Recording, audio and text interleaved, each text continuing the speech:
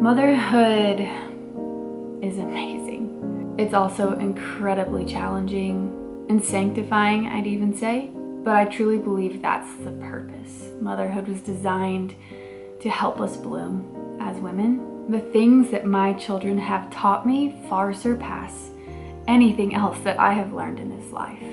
The lessons that I'm learning from my 7-year-old, my 4-year-old, and my 10-month-old have been the ones that have shaped me the most. Probably because my love for them is the greatest. But it hasn't always felt this way. I haven't loved and admired motherhood. I used to be a really overstimulated, overwhelmed, and overworked mom. And I know when I say those words, I'm not alone. I know that's the narrative that a lot of moms are carrying, along with guilt and shame for not being the moms that they want to be. But I'm here to say that I don't think you should be carrying that shame or guilt. It's something I wish I heard early on in my motherhood, but I'm not the problem. What I realized a few years into motherhood was that my stuff was the problem and causing me so much stress and cluttering my mind and my energy, draining me of everything. I didn't have any remaining energy for my children. It wasn't until I got rid of this stuff that I was able to see so clearly what my purpose in life was, what my role as a mother could be and actually became. I started enjoying the little things of life. It all just naturally happened and blossomed when I learned this very, very important lesson. Less is more, especially when it comes to my years of raising children. If you find yourself in a place where you're feeling down, maybe even sad at the end of the day because you weren't able to give what you wanted to give to your kids, this video is not one where you're gonna feel badly. It's not a video where you're gonna walk away comparing yourself to my life or feeling shame. I want you to walk away feeling hopeful, excited, and so ready to make these shifts that'll make a lasting impact.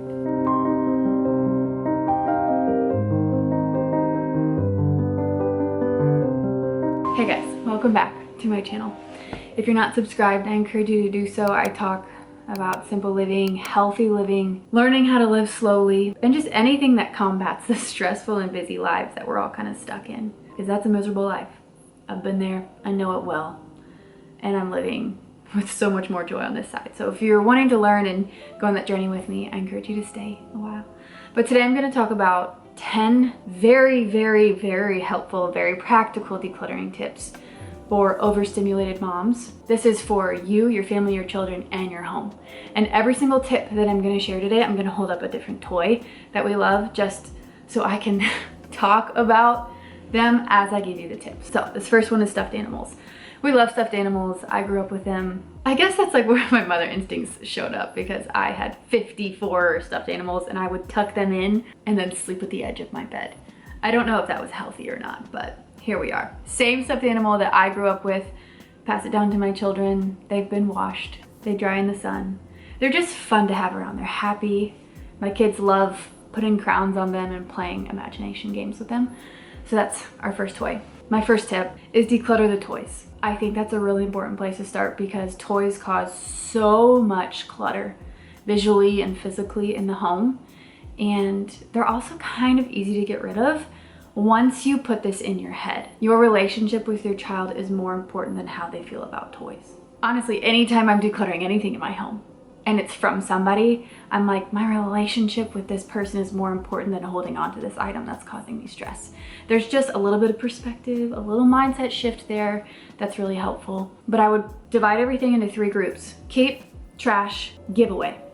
So there's a lot of trash in our house. I found that out quickly as I started raising boys. They just break things and they lose things. Keep, that's a very particular, they have to last a long time. They have to be meaningful pieces. And then giveaway is, you know, they played with it once. They're not gonna miss it when it's gone. Some other kid will really enjoy it. Make that easy for you. Start decluttering those toys. And if you're overwhelmed, start one section at a time. Tip number 2, there's a home for every single toy. I don't think I need to describe or go into detail, but having a home where you know it, your kids know it, your husband knows it, makes the cleanup so much easier, so much faster. I'll leave it at that. This is our second toy that's like totally non-aesthetic. I know they're really cute aesthetic basketball hoops, but this was a gift. This is what we have and we love it. And I have a straight up athlete in my house who like came out of the womb essentially wanting to play with basketballs.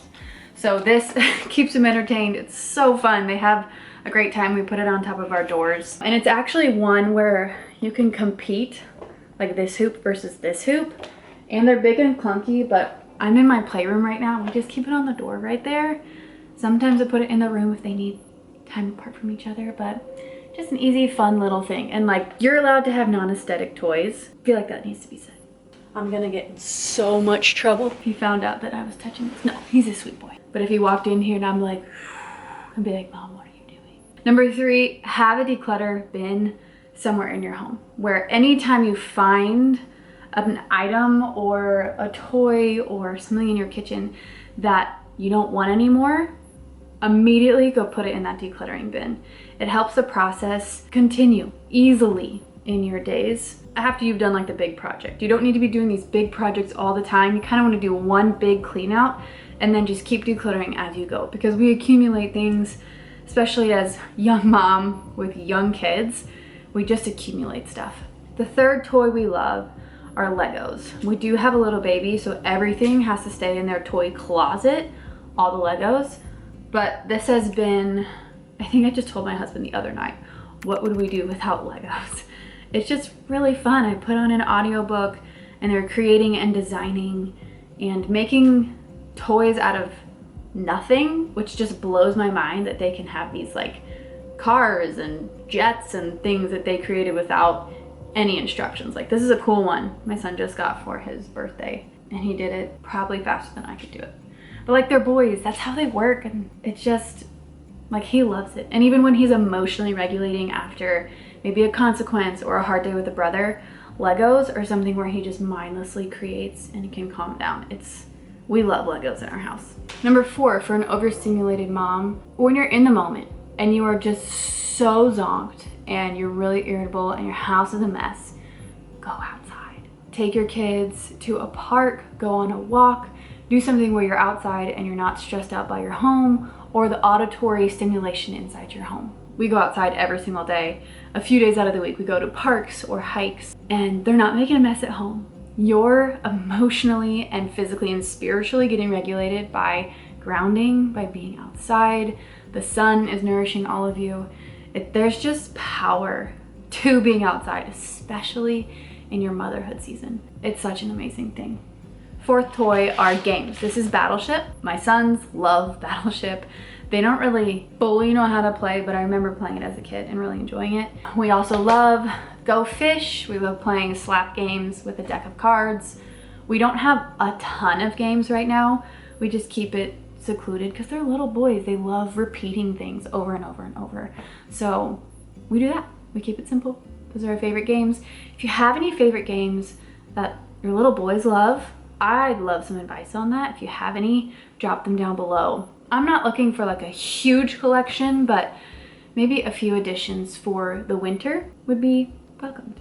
Decluttering tip number 5, play with your kids and you will be able to see what they're using, what they're not using, what they gravitate towards, what is broken. It just really helps bring awareness to the table. I've spent a lot of years where I let the kids do their thing, I did my thing, but every now and then just really immersing myself in their imaginative play, in their building, things like that, I was able to see what I needed to see in order to create a more calming environment for them and a more decluttered space. It made my decisions a lot easier when it came to decluttering. Magnet tiles, we love this. We only have one basket where all the magnet tiles go, so they're not scattered everywhere. They know, I've drilled it into their heads, that when you're done playing with magnet tiles, they all go back in the basket.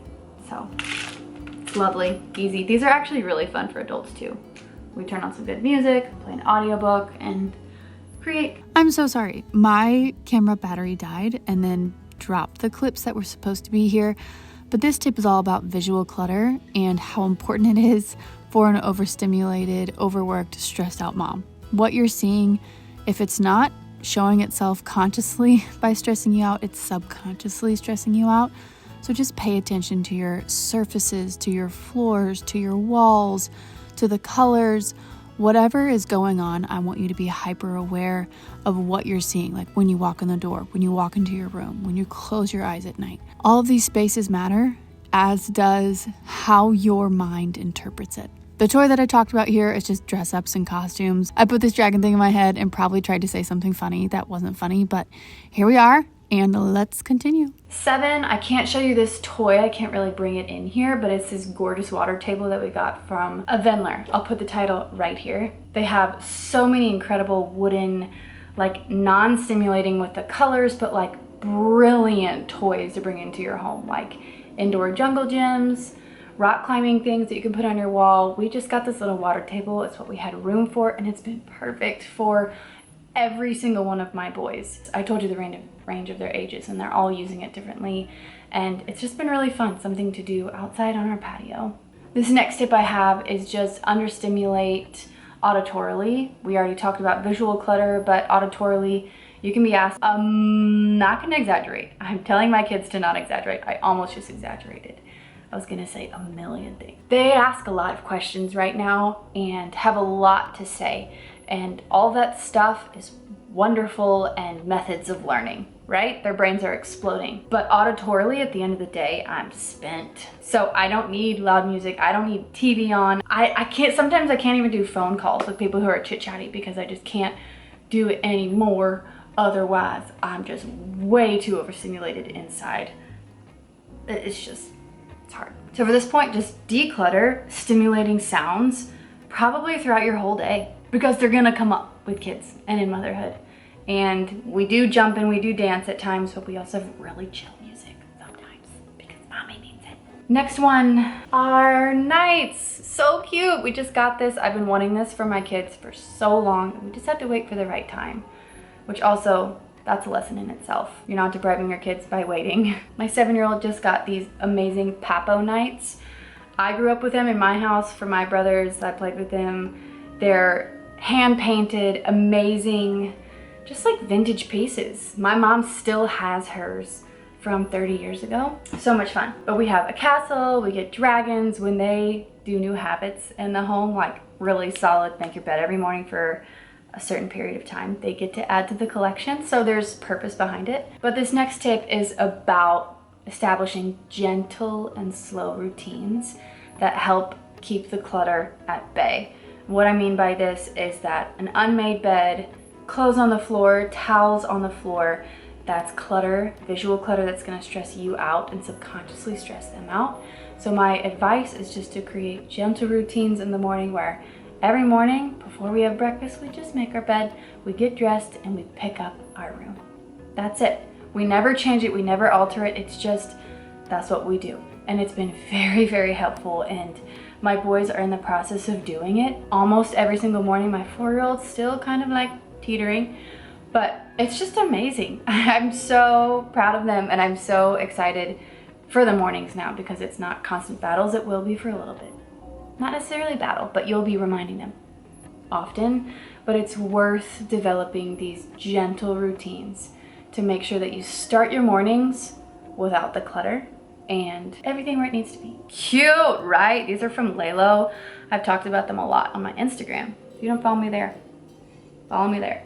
But they have these cute wooden pots and cutting boards and things that are all safe for my kids. But we do this on the patio, whoops, almost every single morning. Like this morning, my middle child made me grapes and water, and it was so much fun and very entertaining for him. But my next point is to put things up high. If they're not at ages or in a space in their life, or maybe you have a lot of kids and a lot to do in the home where you're capable of constantly picking things up, place toys up high. And when you want to have a day where you focus on that big toy, like our magnet tiles are up high, our costumes are up high, our toys that involve a lot of things, they're up high so that there's more control over it. If we're going to get one thing down, let's play with that one thing, then we put it all back, and then we put it away. It's a simple little habit that I had no idea about until I heard it from another mom. We used it in our home, made such a difference, such a difference. My last tip and my last toy, not even a toy, but it's our couch cushions and our pillows. We bought a couch where the pillows were really cool and buildable so that we didn't have to buy those like cushion forts. I just knew we weren't gonna have space, but you can totally do them with our couch cushions, so that was a win-win, and it's non-toxic. Love it. My last point is that things are allowed to get messy. It's not about perfection, it's not about having total control. It's just about being able to manage it correctly. And when our playroom is a mess, I'm telling you guys, it takes us no time at all to clean things because we know where everything goes. We have our routines, we have our bins for everything, and there's not an excess. There's not so many decisions that we get analysis paralysis. It's just easy. We know what we're doing. When we had a lot of toys, it was hard for my kids to clean because they didn't know how to make the right decisions. They didn't know how to persevere on a big project. So just make it manageable. Don't put this pressure on you. Don't feel shame. Don't feel guilt if your life doesn't look like mine or it doesn't look like somebody else's that you admire. Do your best, enjoy your children, and if you're finding yourself overstimulated and overwhelmed, declutter. I have a free live training decluttering class too if you're interested. I'll leave that link below. I'm passionate about it because of how much it changed my life, and I hope it changes yours too. Enjoy your day. See you guys in the next video.